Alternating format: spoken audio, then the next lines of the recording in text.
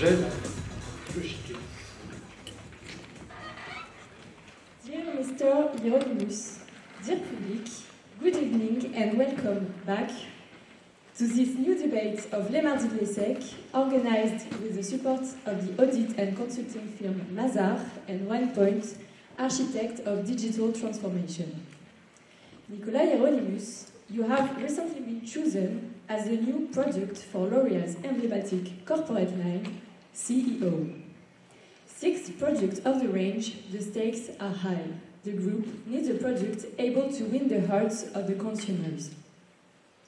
With an impeccable line of conduct, a tailor-made career plan, a perfectly fitting suit, and a haircut that makes many peers of your age dream about, you seem to tick all the boxes of the perfect product for the range. So allow me to give our audience a quick description of you and plunge back into the different phases of your development. Let's begin with the ideation phase. You were born on January 3rd, 1964 in Paris and soon proved yourself to be a real model child. Very gifted, you obtained a baccalaureate at the age of 16, 2 years earlier than most French teenagers. You serenely entered a preparatory class with the dream of graduating from the top French business schools and excelled in competitive exams.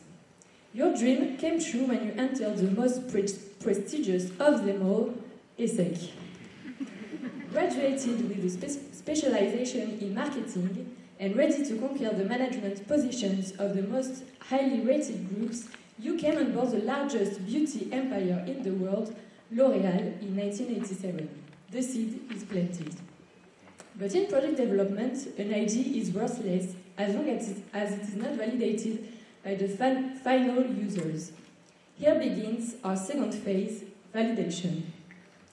At the time, freshly hired at L'Oréal at the age of 23, your days never ended before 9 p.m. and you prepared product presentation orals in front of first managers as a team and with a heavy heart. So in the evenings, to decompress, it was still with the same colleagues that you drank rum and coke at happy hours and ended up in a club on Thursday nights. It was also at L'Oréal that you and two other boys of your group of colleagues/friends/family met your wives and all got married the same summer. You were still surrounded by your L'Oréal colleagues, family and friends when you received the Legion of Honor in 2016 by Marc Ladrette de la Charrière, a former L'Oréal employee. The results are quite in your favor. L'Oréal's family has quickly and widely adopted you. But the hardest part remains, convincing the hierarchy. Mr. Hieronimus, or should I say Hiero, as everyone calls you, you caught the attention of former CEO Lindsay Owen-Jones before you turned 30. You also quickly became Jean-Paul Agon's favorite and were designated by the latter as an inspiring manager. In fact, he barely tried to find you a competitor for the CEO position, and your nomination has been largely acclaimed. So in terms of approval, it's hard to do better. Now that the idea has been largely approved, it is time for planning and prototyping. From the very beginning, it seems that L'Oréal really wanted a tailor-made CEO, and they had the perfect candidate for it. As soon as you joined the company, your career was meticulously mapped out, and you were put to the test early on. Patrick Rabin, former CEO's right hand, even confided to have designed a career path for you to see what you had in your gut. You began as a product manager for the Garnier brand and soon amazed everyone with the launch of the Fructis haircare line in the 90s. Yes, it was you behind the renowned energizing green bottle, although there were some doubts about the choice of this catchy color. The arrival of a new millennium was beneficial to you and accelerating your prototyping phase. In 2000, you were appointed General Manager of L'Oréal Paris France and then L'Oréal Paris International. Your international performance was further tested when you took over the reins of L'Oréal Mexico 5 years later and then became Managing Director of the Professional Product Division. But Jean-Paul Agon is sometimes hard to convince. To test the resilience and endurance of This promising prototype, he appointed you CEO of L'Oréal Luxe in 2011, which you transformed by upgrading and modernizing the major brands and focusing on consumer experience, service, and retail. Under your leadership, 4 brands in the division's portfolio passed the €1 billion sales threshold by the end of the decade. The division also achieved average annual growth of more than 7%. Impressive figures, right? The prototype could only be widely approved. As a sign of blessing, Jean-Paul Agon took your career to a whole new level when he appointed you L'Oréal Executive Vice President 4 years ago, a position that was once again tailor-made for you. But now that the product is finalized, one question remains. How much will it cost? Nicolas Hieronimus, I'm afraid your development as a new product of the L'Oréal's CU range is likely to cost the company a lot of money. A fixed salary of €2 million per year and a variable of the same amount, which represents only half of your remuneration. The other half will be granted to you in free shares. So, Mr. Hieronimus, in the light of all of the aforementioned critics, are you really worth it? It seems that L'Oréal has already approved the budget for your commercialization, and what it chose, the launch date, May 1st, 2021, on International Workers' Day. What a timing. Mr. Hieronimus, you finally became the 6th product of the L'Oréal's CEO line. 111 years of history, 89,000 employees, 150 countries, 30 billion euros in annual sales. I hope that all these figures do not make you dizzy, because from now on, you will be part of the picture and share the daily life of the 34 brands in the L'Oréal brand portfolio. But you still have to tell us what type of product you want to be. Will you be an anti-aging product able to look young and stay in the loop no matter what? Or will you be one of the new high-tech products, incorporating the latest technological advances in terms of cosmetics? Are you going to be a luxury CEO product, or a more accessible and available one? Will you choose a classic and elegant glass bottle, a fancy colored tube, or maybe that sleek vegan and ethical shampoo bottle? I hope that your packaging won't be too tight, at least for tonight, and that it will allow you to answer all our questions. Mr. Hieronimus, dear public, I wish you all an excellent debate.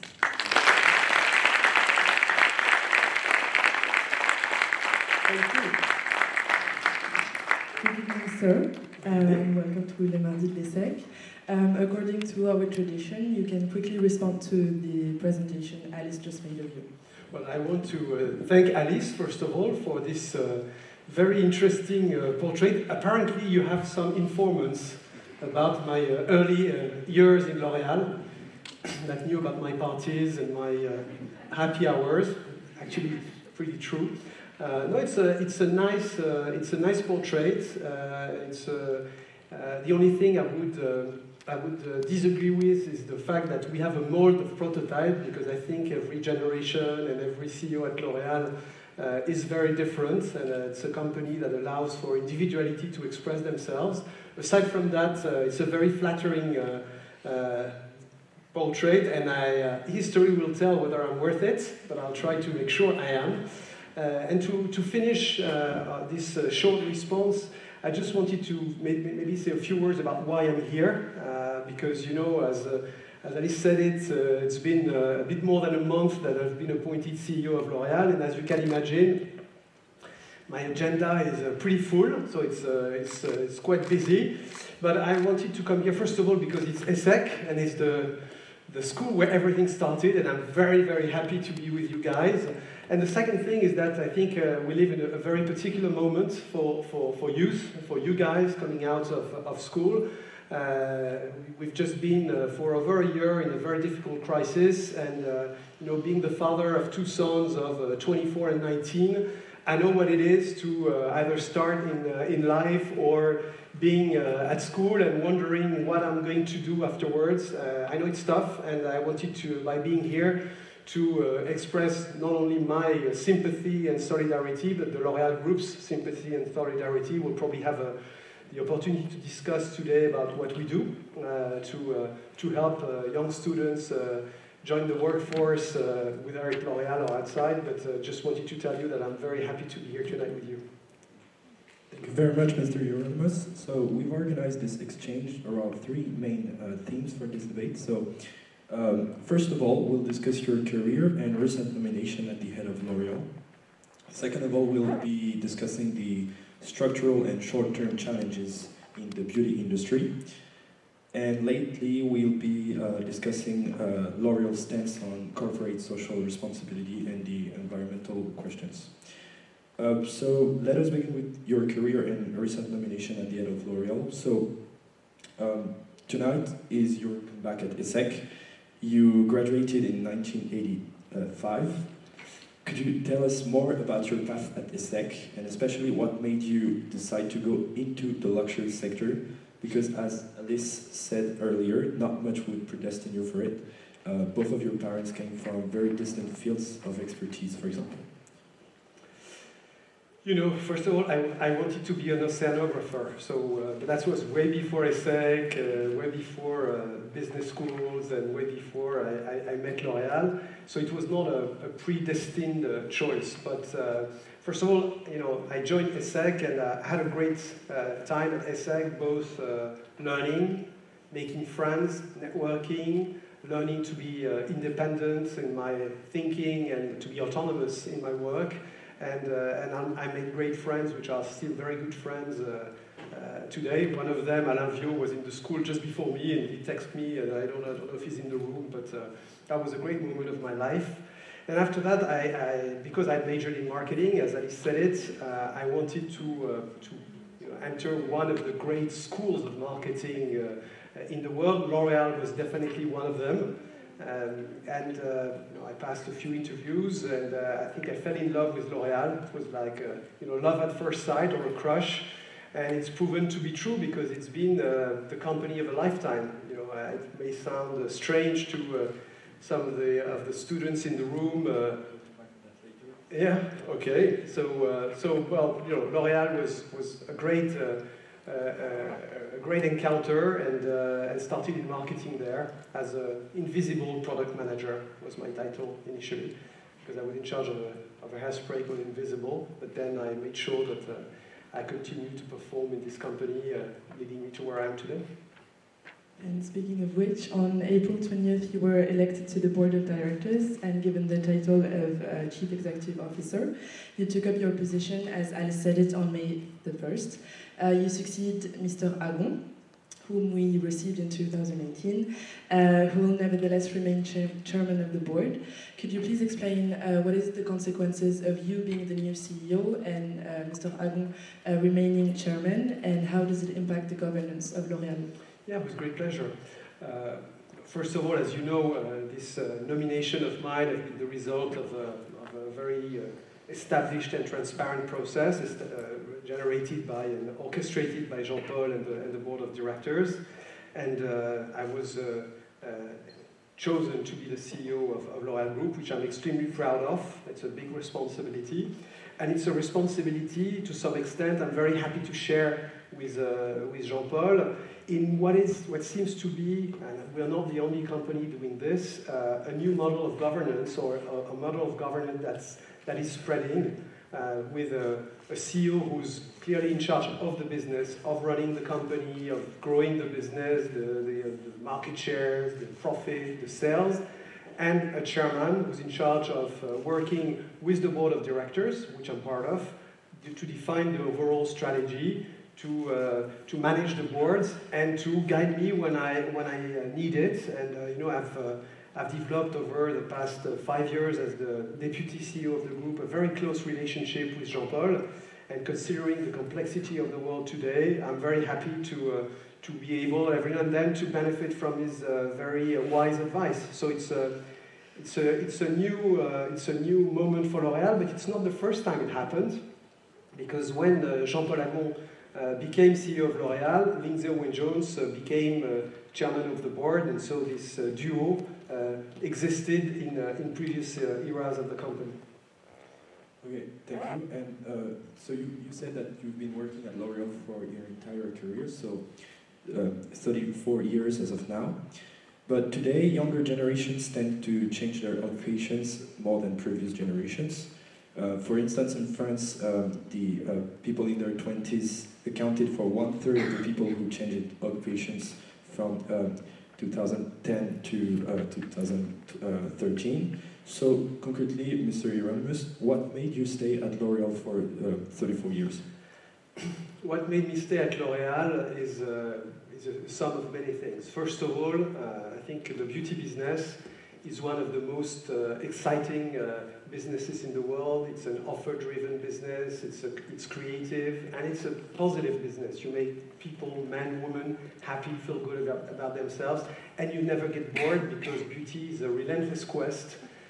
Therefore, you have to constantly reinvent yourself and reinvent your products. The second reason is that a company like L'Oréal, that is in over 130 countries, that have 4 divisions, you can stay in the same company and do very different jobs. As Alice said it, I was in mass market, then I worked in luxury, for the hairdressing industry, I worked in the UK, in Mexico, and many people at L'Oréal have several careers in the same company. So you kind of have the best of both worlds, the excitement of change, but the roots you've built over the years. And the last and third question, or reason why I spent 34 years at L'Oréal, is that L'Oréal is full of really exciting, passionate, fascinating people. And I've made, not only have I met my wife at L'Oréal, but I'm working every day with people that I'm trying to inspire, but that inspire me on a daily basis. And that's fantastic. And my message to, the young generations who are thinking about changing all the time is, join L'Oréal, try it for yourself, and maybe you'll be sitting in that chair 30 years from now. Who knows? Okay, thanks you very much for those personal answers. Now, let's jump on to the main subject of the year and talk a little bit about your global perception of the COVID crisis and its impacts on the beauty sector. But first, we wanted to share a little video for our audience to maybe tell a bit more about L'Oréal's activities. So, can we send it?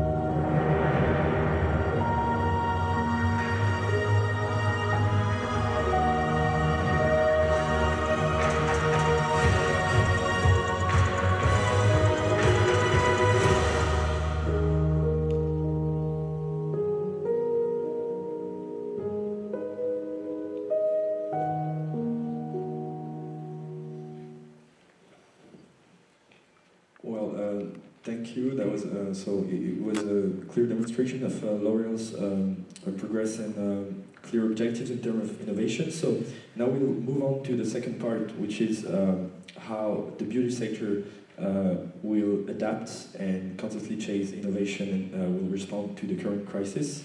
So we wanted to comment a little bit on your the latest results of L'Oréal, because so according to the 2020 annual report of L'Oréal, the group experienced in 2020 the worst year in its history, with an unprecedented 8% drop in sales.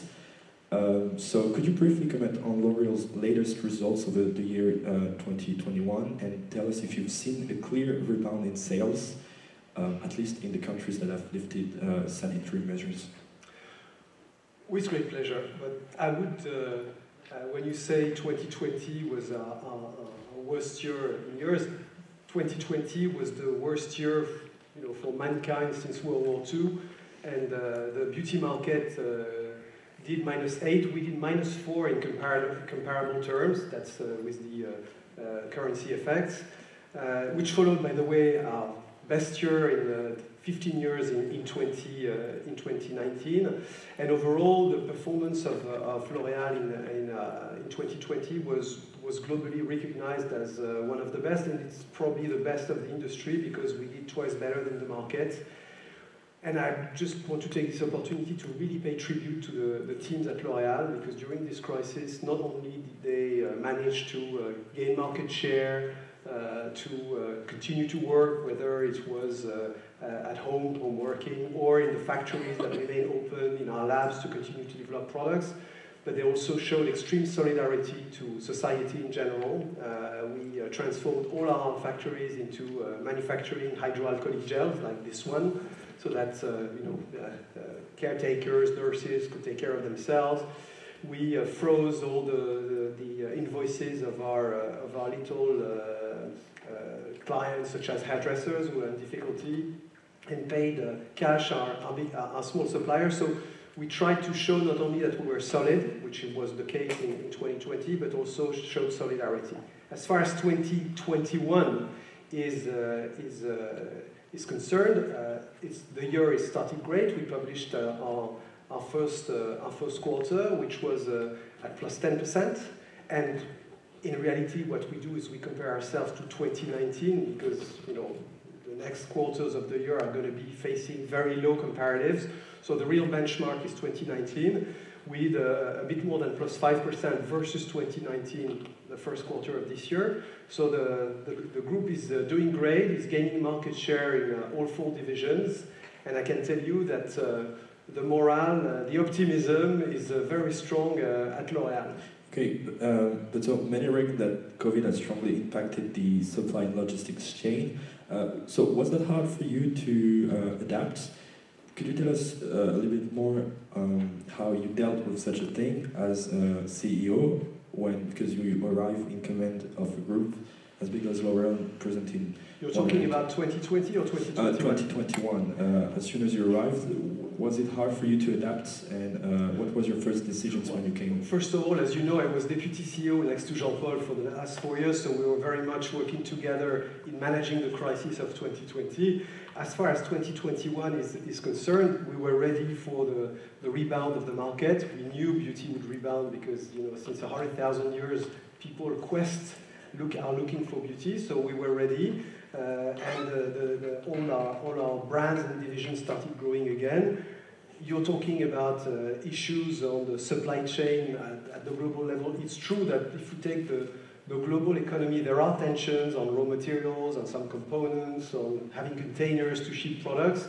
But overall, with a few exceptions, the exceptions we had are maybe a couple of products that are pledged by or saluted by people, by influencers on TikTok, where you have an incredible explosion of sales that we could not forecast, and that's hard to react to because it's like instant. But overall, our teams we have our factories, and our teams in factories have done a fantastic job to manufacture, supply our customers. And if I look at the reality of store, there's no out of stock of our products. So if people want to buy makeup, if you want to buy a little bit of makeup to start summer, you'll find everything online or in stores. Clément can buy makeup. Yeah, of course. Clément, we'll do that. COVID-19 struck a blow to the classic way of purchasing products, and there has been a shift in demand from offline retail to e-commerce. This has concrete implications for a beauty brand, especially when we know the importance of trying on a product before buying it. How do brands manage to strike a balance between online retailing and the sensory experience a beauty product like L'Oréal's product requires, and how does it affect the launch of new products? But if people cannot cannot try it on before buying it. Yeah, you're right to say that the COVID has really accelerated the digitalization, to use this barbaric word, of the market. Today we've done around 28% of our business online. We still do the rest offline, but it's a big increase, and I think we are progressively going towards a world where it might be 50-50. But as you say, our products need to be smelled, touched, or tried. But still, this is something you can do to some extent digitally. A couple of years ago, we acquired a startup, Canadian startup, Mardis, that develops virtual try-ons. And that was a fantastic asset during the crisis, because whether women wanted to try makeup on their picture or hair color that they would order online, they could do it. And we've had fantastic success, because even when stores were reopened, women were hesitating, putting a lipstick that somebody else might have tried on their skin, not to mention their lips. So that's a way to try products. We can do skincare diagnosis. The only thing we haven't managed to crack virtually is to smell a fragrance. But yes, maybe that will happen in the future. That was my coming question. So is this really something you will retain for the future? Is the beauty industry concretely embracing digitalization to the point where we could tomorrow buy a perfume or an eyeliner without ever tasting it for real? Well, I think you can already do it for makeup. We're trying to be as accurate as possible on skincare. It will not replace, touching the texture and seeing whether you like it or not. And on fragrance, there are many, that's one of the holy grails of tech companies. There are ways to help people, asking them what they like. Do they like flowers? Do they like spices? Do they like this or that? To try to channel their choice. But, I think you will still have to smell a fragrance. And in the end, it's also part of the pleasure of beauty. It's kind of playing and smelling different things. So that's why I think that this market will never be 100% digital. We're just offering choices and options to consumers. That has worked for us during the 2020 crisis. And the health crisis had a direct impact on the brand L'Oréal Paris, which announced the withdrawal of the makeup collection from the Japanese market. How was this decision taken, and what are its implications? Financial aspects, and also in terms of brand image. It's a very interesting question, and it's true that we decided to pull L'Oréal Paris from the Japanese market.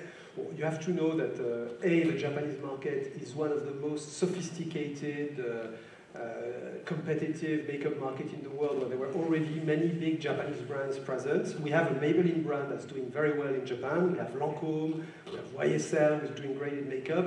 But L'Oréal Paris makeup had never really worked in Japan, so after a while, you decide when you've tried a lot and it doesn't work, you decide to stop and focus your resources on other areas. And L'Oréal Paris is the #1 beauty brand in China. And I can tell you that I'm very happy to put my money in supporting the brand in China, because this is a market that's going to become the #1 beauty market in the world, and being the #1 beauty brand in the #1 beauty market in the world is a great objective for us. Okay, so, well, we don't want to put too much emphasis on the COVID crisis that is by nature short-lived. There are, however, as you were saying, major trends in the beauty sector, which is, as you were saying, the Chinese market and how to accede to it.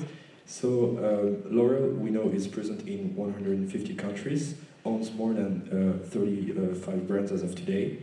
So what makes L'Oréal French today? Is it still a French firm? Is it something that has evolved towards more of a globalized group? It's a French firm, and I'm very proud, and I'm very patriotic, and I'm very proud that France has a world champion. We have one in soccer and football, and we'll see what happens tonight. And we have one in beauty, and you know, it's a great source of pride.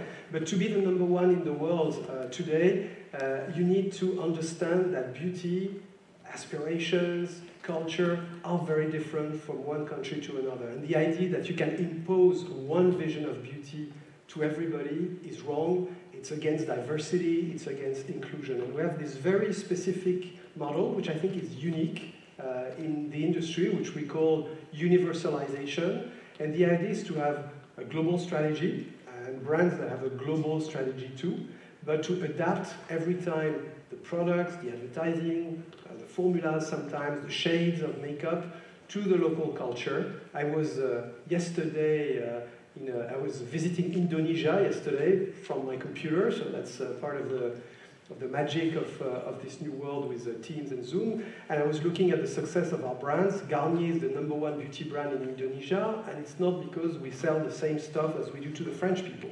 We adapt it. So we are a French company, but that is trying to be understanding of the global differences.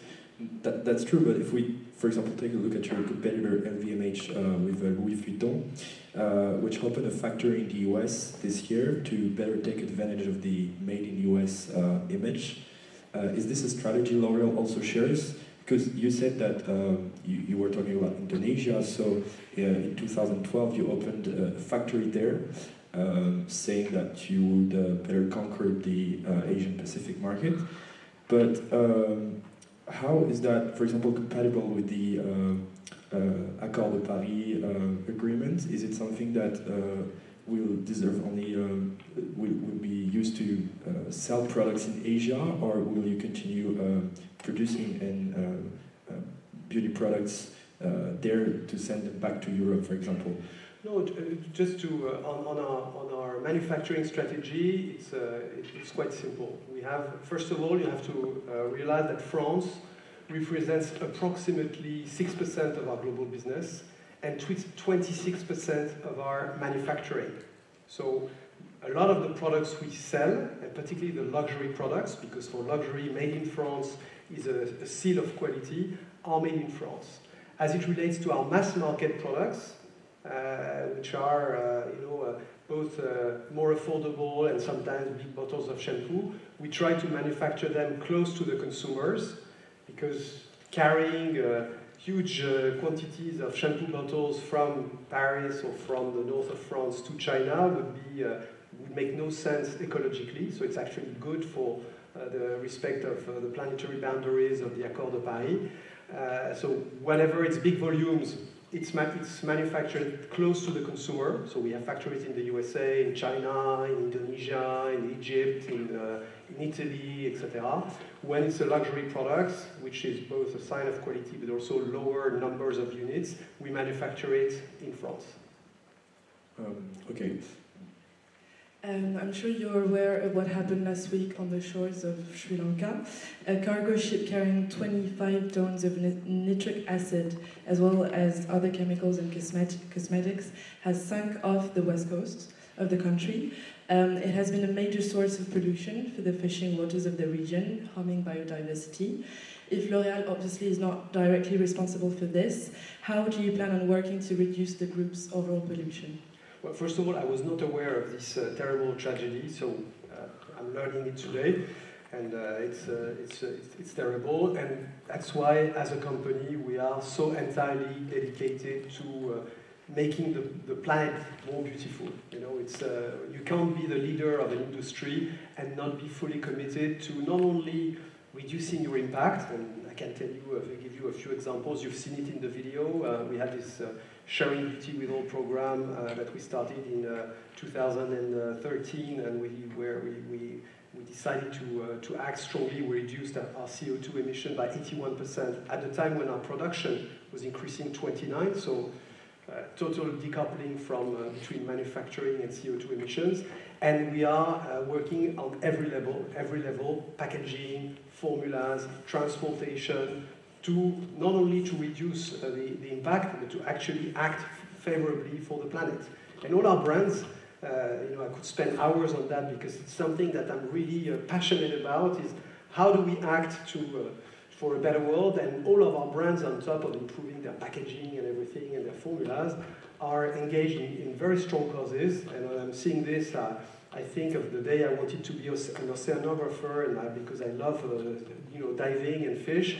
And we have one of our brands, Biotherm, for example, that's for years supporting a charity called Water Lovers, working with Sylvia Earle, with the Monaco Institute, and preserving hotspots in the planet that are endangered. And that's something we have to do as a company and as individuals. And I can tell you, the team at L'Oréal are working even themselves on the beaches to gather whatever they can find there.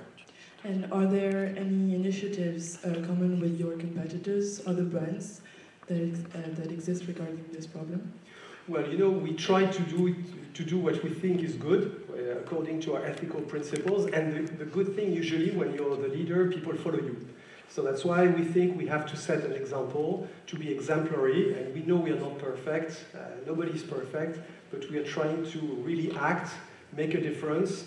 We've just announced in 2020 the next phase of our environmental program, which is called L'Oréal for the Future, with new commitments in terms of carbon emissions, in terms of water usage, in terms of elimination of plastic. 100% of our plastic is going to be recycled or from sustainable sources. So rather than we're not aligning with competitors, we're just setting the pace, and in general, and hopefully they follow. Thank you. It's now time for the Les Mardis little game, as we talked previously. It's a little tradition of ours. We will ask you two simple questions, and you will just have to choose between several answers possible. Shall we? We shall. Great.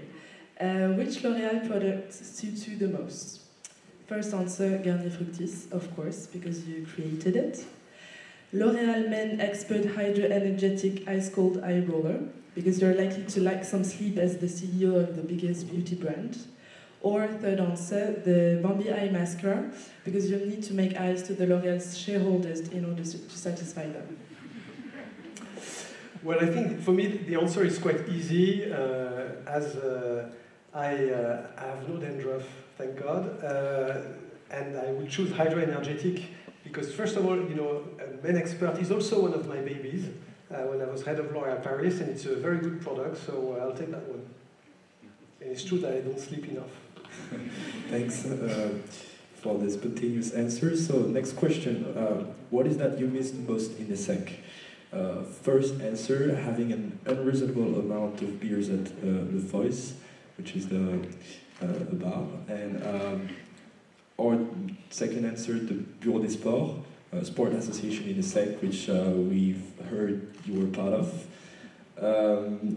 or studying for amazing courses such as finance. Well, Vincenzo is here, so I don't know if I can skip the answer C, but I would say, if I'm honest, it's B, because I'm not a great beer drinker. There were other stuff at the time, but B is definitely it, because I was playing handball for ESSEC, and it's a moment I really enjoyed. Thanks. We will now move on to the third part of this debate, which is L'Oréal's stance on CSR. Indeed, L'Oréal has become a fierce advocate for diversity, inclusion, and representation within the beauty industry. On the external aspect, you have several organizations such as the L'Oréal Foundation or the L'Oréal Fund for Women, which aim at supporting women in science, supporting highly vulnerable women, or advocating for inclusive beauty. Yet, when you look at the numbers, the board has not reached parity yet. You have 6 women out of 16, and you don't see any people of color. You were just appointed CEO, the 6th CEO of L'Oréal, and you're a white man. What's your personal stance on this, and what actions will you take in order to achieve more diversity at the very top of the company? I would like to correct a few of your figures. First of all, the board itself is 58% women. You're probably talking about the executive committee of the group, which is close to 30% women. And since I've been there, I've, by the way, appointing our first region director, a woman who's Greek. And as far as I don't know how you define people of color, but it's true that I'm convinced that it's important that we are as diverse as the people we serve, and that the executive committee of the group has to be diverse. And since I was appointed CEO, actually I started a bit before, but that was done in agreement with Jean-Paul. I have appointed four new members in the executive committee, 2 Indians, 1 French Tunisian, and 1 woman who's French Cypriot. I think we're moving in the right direction. Whether it's enough, no, and we will continue to do that. And clearly, it's something that's very important for me, not just for, because it's politically correct to do it, because as I told you, the model of L'Oréal is to understand every country's culture and vision of beauty. And we know that beauty is about diversity, and you just have to look at our advertising. I don't think you will find any ad of L'Oréal today that is not fully diverse, and it has to be the same for our management. We are going in the right direction, talking about gender equality, which is a topic that's also very important. Well, today, if you take 10%, the 10% top positions of L'Oréal, 54% are held by women. So progressively, the women are taking the majority at L'Oréal. They are close to 30% of the executive committee, and they will probably continue to go up. Well, yet when we received your predecessor, Mr. Jean-Paul Agon, in his armchair here at Les Mardis in 2018. No, these new armchairs are much better. You've changed the armchairs, congratulations. Mr. Agon said, I'm sure one of my successors will be a woman. Maybe not the next one or the one after, but, and he did not end the sentence. So, is it something that will be implemented in the future? Is it something, as you said, every CEO brings in his new vision for the company? Is it something you think will happen in the future? I will give you an answer in 2 points. First of all, you may have noticed, but at the same time when I've been appointed CEO of L'Oréal, a new deputy CEO of L'Oréal has been appointed, Barbara Laverneau. She's the head of R&I, so Research, Innovation and Tech, which are really at the heart of the L'Oréal success. I was with Barbara in a meeting this afternoon where she showed me the overall beauty tech transformation strategy of L'Oréal. And I can tell you, I was like, wow, super impressed by the work she did with her team. So, we are a duo, and I'm very, very happy to work with her on that. And as far as my successor, well, you're kind enough to ask me about my successor 1 month after the day I started, but it's okay. It's my role to think about the future. I can tell you, the person that will be the next CEO after me will be the best candidate to take my role. It will not be a question of gender or race or age or anything. It has to be the best. L'Oréal is a meritocracy. We, as Alice said it, we put people through several trials, challenges, and this is a beautiful company. It's a big market cap. It's the French World Beauty Champion, and we did the best to run it. So it may be a woman, it may be a man. We'll see.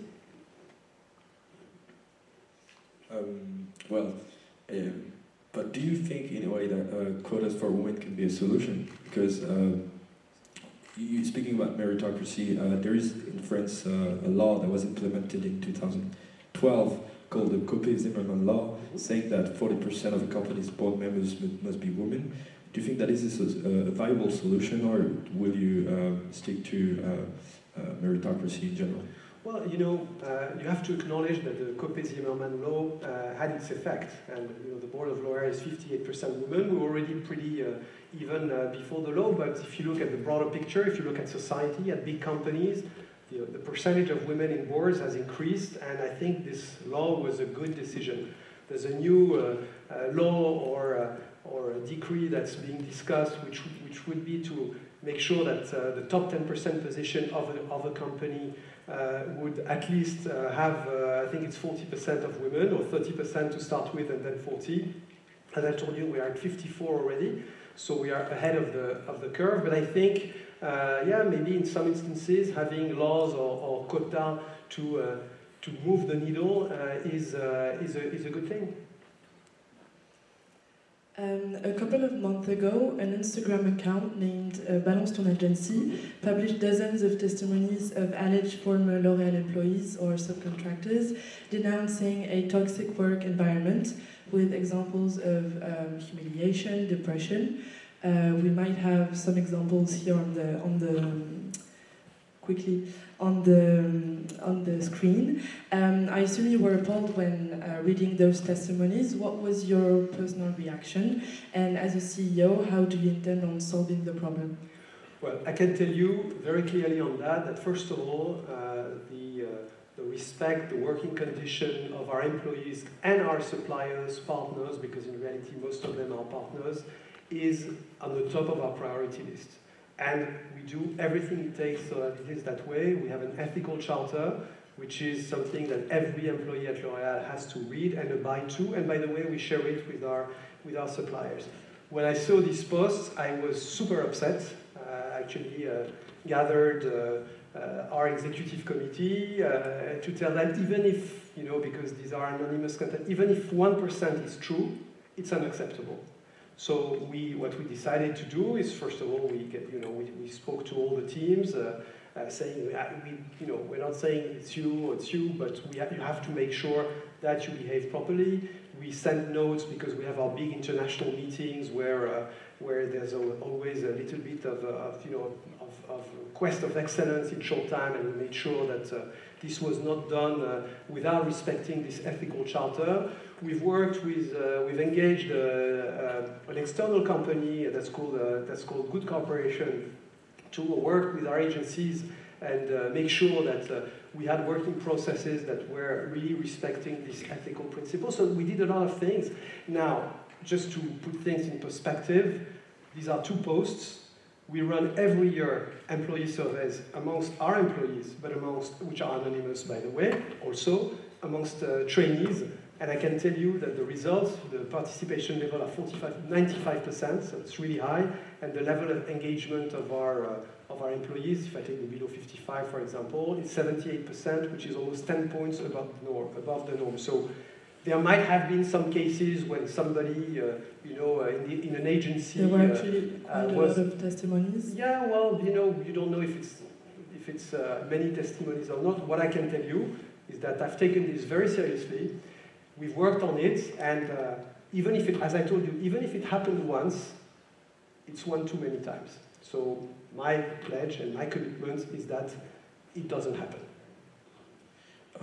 You've used a word earlier that struck me. That was universalization in terms of your vision of the company. So, as a brand as large and global as L'Oréal, which is constantly setting trends and developing new products, do you think that the company contributes to idealizing a certain type of beauty, speaking of universalization, or does L'Oréal constantly adapt to diversity, that is, invent new products that meet local and specific demands? Because in recent years there has been much criticism of the beauty industry for promoting, for example, what we call colorism, which is, for example, promoting the white skin. Simply put, does L'Oréal set trends or respond to new trends?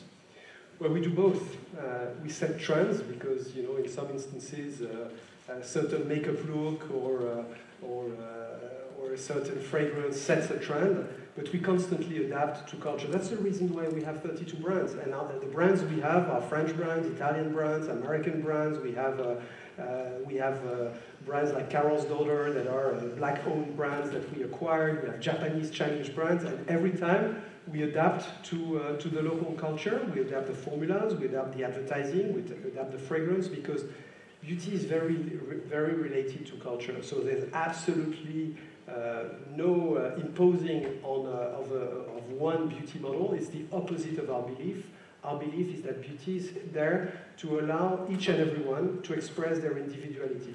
If it was not the case, we would have one brand. It would be so much easier to manage. 32 brands is a lot of work, but that's precisely because we want to adapt to every single individual in the world. And on another matter, you talked earlier about the youth during those dreadful times. Can you tell us more about maybe some initiatives L'Oréal has, or what you, as a big brand, can do to help the young people? Thank you for asking me this question. Well, first of all, what we did is that during the COVID crisis, we never stopped hiring. We didn't stop our apprenticeship or traineeship. Some were, digital. There's even a Monday morning virtual coffee when to allow everybody to know each other, even when they were working remotely. But coming out of the COVID crisis, and I'm touching wood, hoping we are really coming out of it, we have decided with Jean-Claude Legrand, who's in the room, our head of human resources, to create a program called L'Oréal for Youth, by which we've taken a few commitments, one of them being to increase the opportunities given to young professionals below 30 by 30% every year, and to give that through either jobs or apprenticeship or traineeship, and next to that, to train more young people to allow them maybe to work in other fields not necessarily for L'Oréal, and that's a strong commitment. And on that, by the way, we are also working with other companies. We are partnering with Nestlé, who's got his own program. So it's really something we are truly passionate about.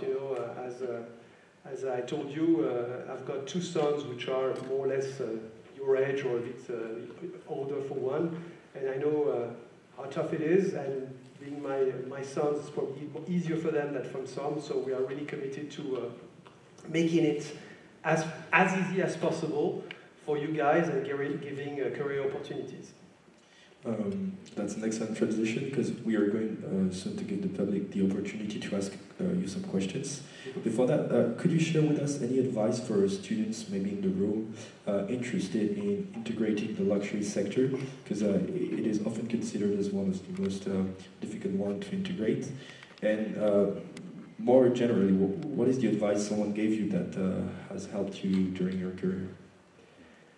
I'll start with the end and then I'll answer about the advice to you. The best advice that I was given several advices, but one was always act according to your values and to your beliefs. And the other one, which was given to me very recently by Jean-Paul when I took the CEO job, is be yourself. And I think these two are very consistent. It's the idea that you don't have to enter a mold. You have to believe in yourself. You have to act passionately, and you have to, if you love your job, obviously. If you don't like it, it's more difficult. And I did love my jobs, and that's the advice I would give to somebody who could join L'Oréal. Is be yourself, believe in yourself. Try to make a difference, and also benefit as much as you can from everything that this great company has to offer, because it's not just a company where you perform.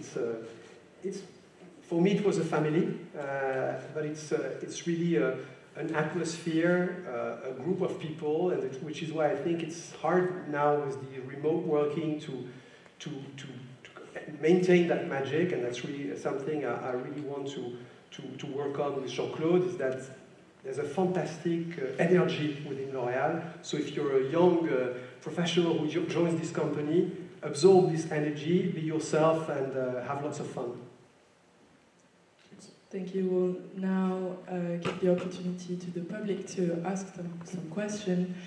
If you have a question to ask, just raise your hand and you'll be given a micro by Kylian or Axel.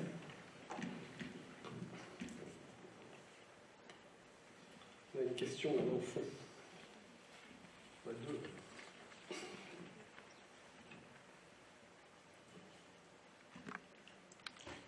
Thank you so much for giving me this opportunity. So first let me introduce myself. My name is Zhixuan. I come from China. And so according to my personal experience, so 2 years ago, I get to know that the top management team in China, it is like only the HR director is Chinese, and the rest of them are all like French, or so at least they're not Chinese. So as an international company, how can you make sure that these teams will adapt to the latest change of China and seize the latest opportunity of China market, and also for the other local markets as well. Thank you.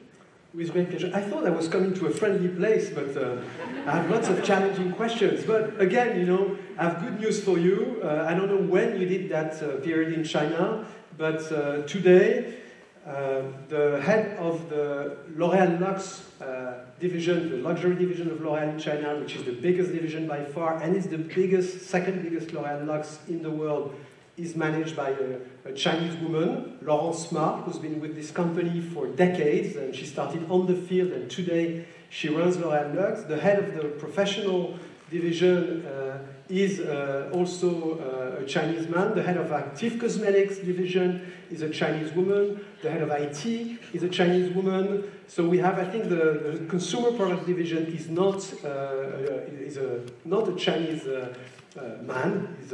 He's a man from the West.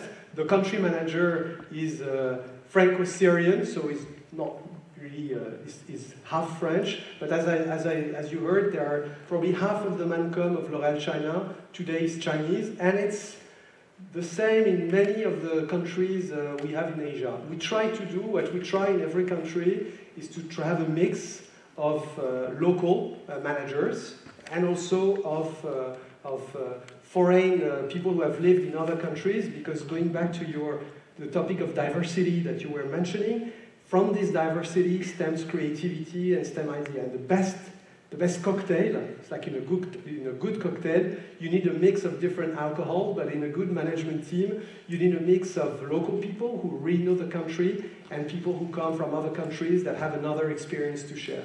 So next time you go in China, you can meet Laurence. She speaks perfect French, but she's a long-time L'Oréalian and Chinese. My question is for the environment. So with the COVID crisis going on, most of the companies are sort of adapting to packaging, and this is a very relevant question, not even for L'Oréal, but for the industries at large. With L'Oréal for the future also being kept in context, what is L'Oréal doing to sort of combat this? So the question is about packaging, mainly. Well, there's many things we do around packaging. We try to reduce the use of plastic, replace it sometimes by other materials, or sometimes totally eliminate it. I will give you 3 examples, which are very simple. First of all the shampoo bottles of a brand like ESSEC, which all the French know, are now in full plastic PCR, and the weight of plastic have been reduced. We are developing refills for our brand Ultrado. We've got aluminium bottles and refill pouches that are much lighter in plastic. And we even launched, under the same brand Ultrado, by the way, solid shampoos, which looks like you're going back in time, but it took a lot of hard work to our labs to develop formulas of shampoos that are as good as a liquid shampoo, that foam the same way, that make your hair shine the same way, that are rinsed the same way. But it's a solid bar in a carton box, so they're zero plastic. And I recommend you try it because it's a great product and it's plastic free. We also launched on a totally different type of products, on fragrances. We launched Armani My Way, first carbon neutral fragrance ever. And it's a product that the whole development has been carbon neutral, but on top of it, it's refillable.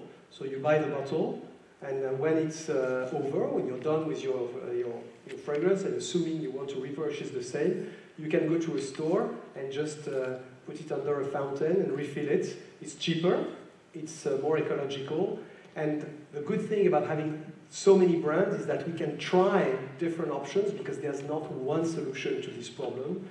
And thanks to all these brands and solutions, we are progressively towards this, plastic-free, carbon-neutral beauty products. Hello, my name is Mardis, and I have a question for you. I wanted to know what were the lessons that L'Oréal is taking from COVID-19 and the lack of productivity dip? The lack of productivity? Yes. whose lack of productivity? Just in general, the effects of COVID on people's mental health, their effects of working from home. What are the lessons that you've taken, and how are you implementing it in your programs in the future? It's a good question, because I think that this COVID crisis, which first of all took a very heavy toll on many families. Thank God we had very few L'Oréal employees that were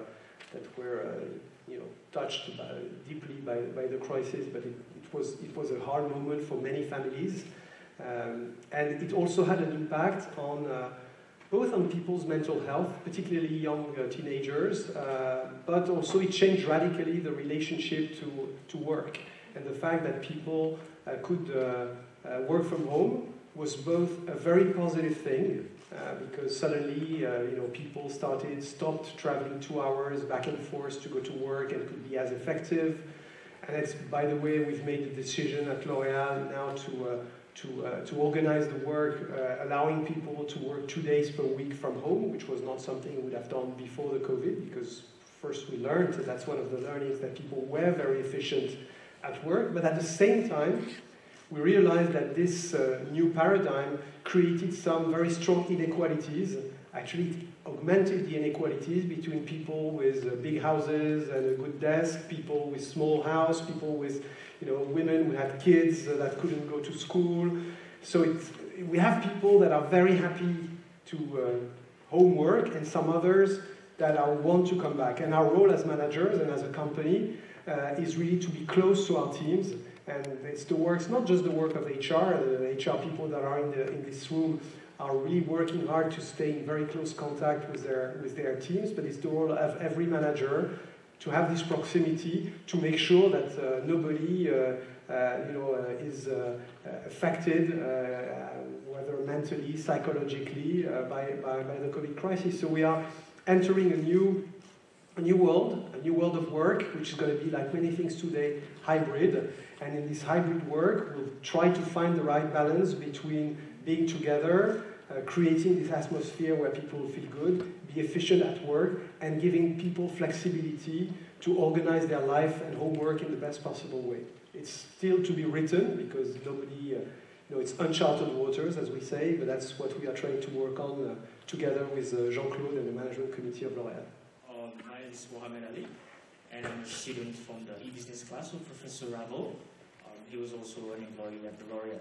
So I saw a nice chart about the increase in digitalization, and my question is, how does L'Oréal plan to use all the data it has collected from the COVID-19 to scale up its business profit, but at the same time to protect the customers and their privacy, like sending off impulsive emails that will trigger impulsive buying and all these things? So how does L'Oréal plan to use all of this data it has collected throughout this COVID period? Thank you.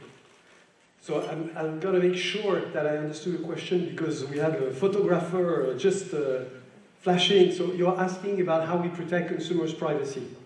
Yeah. And it's a bit more elaborate, but that's what I got. Well, I think you're right to say that it's a very important topic, and it's an important topic for us that we've put at the top of our priority list.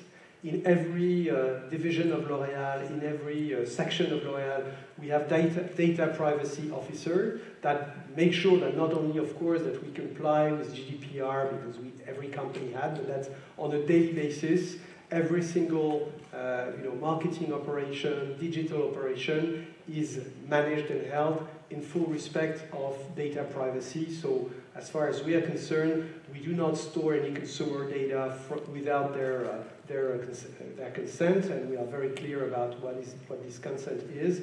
And of course, as a big advertiser, we work with our partners of the big platforms or the big social media platform to make sure also that they do their part of the work to respect consumers' data privacy. It's everyday work, but it's a work we are totally both equipped to deliver on, but also determined to achieve. Thank you for your presentation. My question is, what are for you the main consequences of the crisis in terms of beauty, the fact that we use a mask, etc.? Thank you. So, it's true that short term, this crisis had a very strong and immediate impact. First of all, most of the stores were closed, people couldn't go to the hairdressers, so that there was initially an offer slowed down, not because people didn't want to use beauty, but because they couldn't buy it. Then there is the effect of what is the social distancing. Beauty is a great product market or a great category to allow people to socialize, to express their individuality and meet people. So when people cannot socialize, they use less product, and particularly some categories really slowed down during the crisis.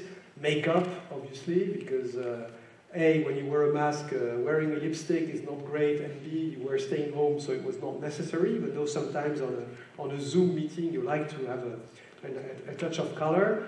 Fragrance also reduced, and that is going to go away. What we see today in the countries that have achieved a certain level of vaccination or have ended their lockdown, I'm thinking of the USA, of Israel, of Australia, we see an instant pickup of these categories. What has changed for the longer term is actually more an acceleration of pre-existing trends. We've talked about digitalization, about e-commerce, and using body face to try a product. Health concern is a very important trend that was pre-existing, but with COVID, people are even more concerned about their health. So understanding what's in the product, buying brands that are guaranteeing the quality and the consistency of their product has become even more important. Skincare, brands like La Roche-Posay, for example, which is a great brand, which is a brand for sensitive skin, see sales exploding because it's a brand people trust. So trust, health, transparency are very important trends that have been accelerated by COVID. And then maybe to finish and to give somebody else the chance to ask a question, one thing that has been also accelerated by the COVID crisis is the purpose of brands.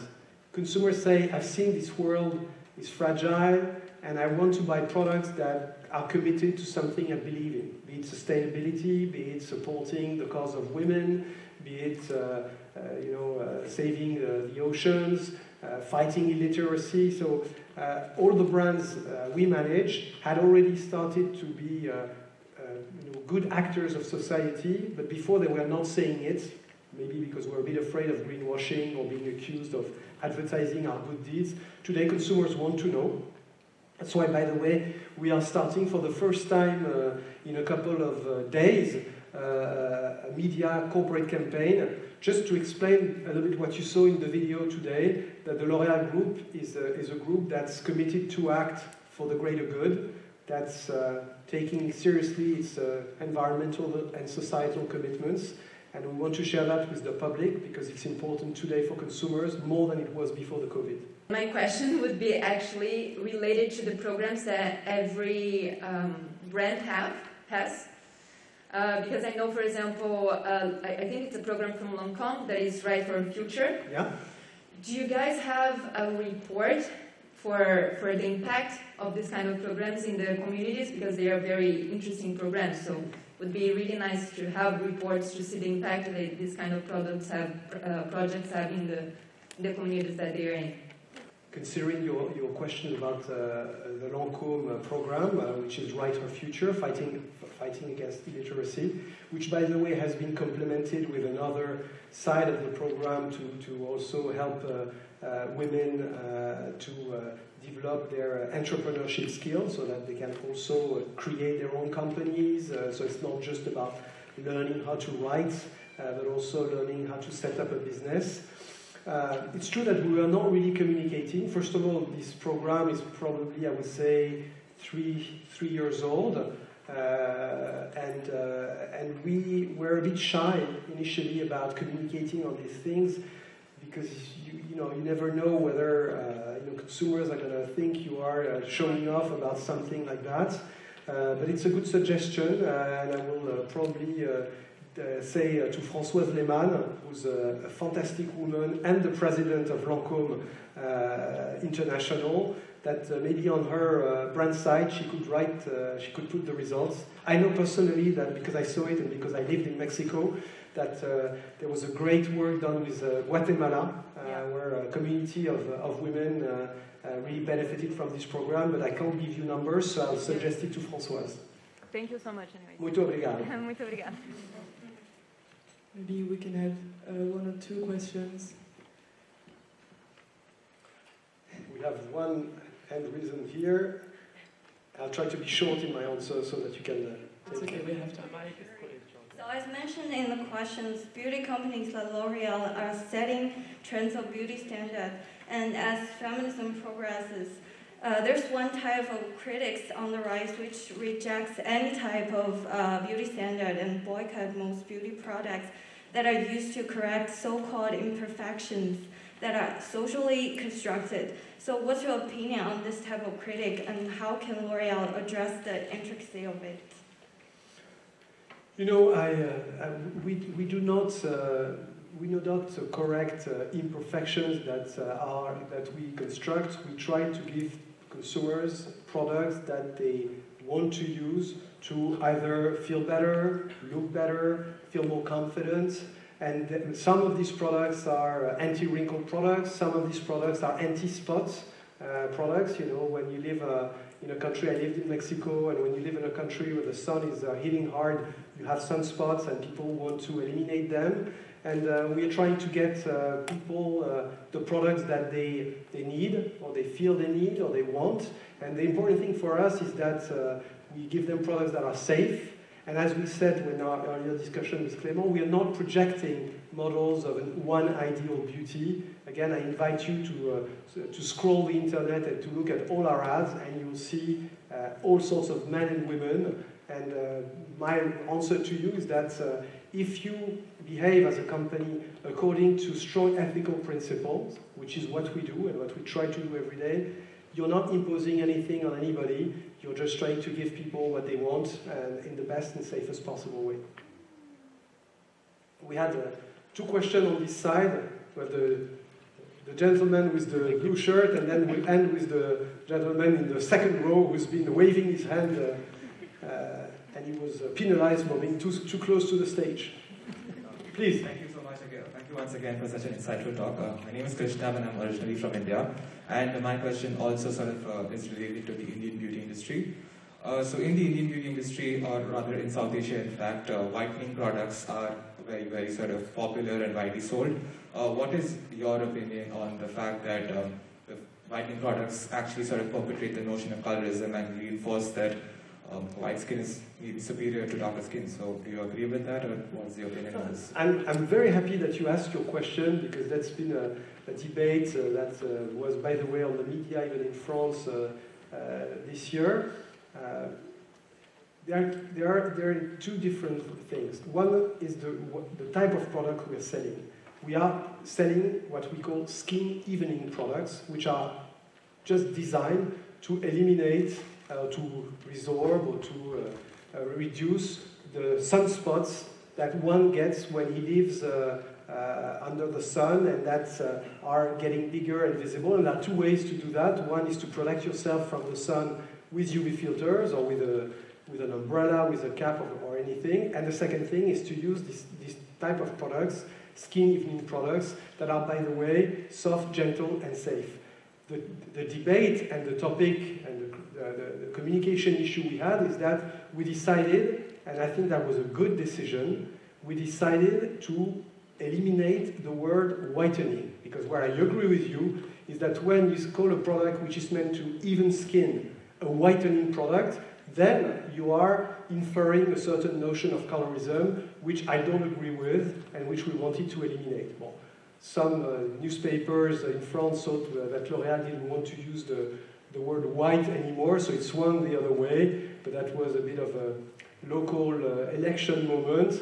But the real thing is that we have to provide people who are living under these difficult climate conditions, products that help them maintain the evenness of their skin, and it can be called differently than whitening product. There are many ways to do it, light complete, we have anti-spot. There are many ways to do it without inferring to colorism. I'm David, I come from Spain, and I just want to know which skills do we have as a young professional to make an impact into the professional world of the tomorrow. You know, as I told Clément, I think you have, first of all, you come out from a very good school, and that's the number one thing. It's the first number one recipe for success. Second, you have to believe in yourself. You have to enter the professional world with two attitudes. One is the faith in you and the desire to do things and to have an impact, and at the same time, the humility to understand that you still have to learn. Despite having done 3 years in ESSEC, there are many things that you learn on the job, with people, visiting countries, and this attitude of belief in yourself, but openness to learning, and I'm still learning, you know.